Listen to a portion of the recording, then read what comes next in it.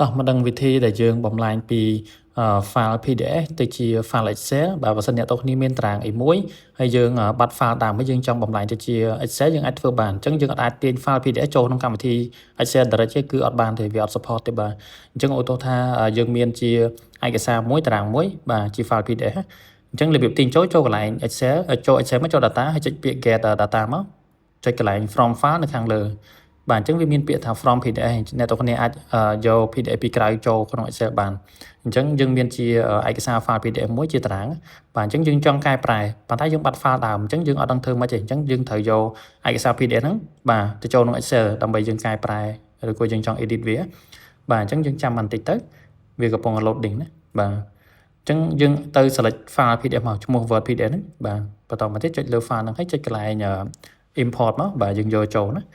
ពេលចុច import ហើយវាកំពុង loading ហើយបាទចាំវាបន្តិចសិនណាអញ្ចឹងវា load table ហើយបើយើងមាន table មួយវា load មួយ page 1 page 001 page 002អញ្ចឹងបាទមានច្រើនវាចេញច្រើនអញ្ចឹងពេលយើងចុចទៅឃើញហើយបាទ table តំណែងរបស់យើងមិញហើយអ្នកទាំងនេះអាចចុច load data មក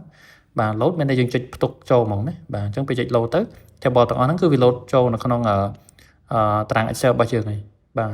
គឺមានតែមួយ table ទេណាបាទមានតែមួយ page អញ្ចឹងវាចូលទាំងអស់ប៉ុន្តែវាអត់ support ភាសាខ្មែរណាបើភាសាខ្មែរអាចមានបញ្ហាបើភាសាអង់គ្លេសជាលេខឡាតាំងអីអត់អីទេបាទគឺត្រូវទាំងអស់ណា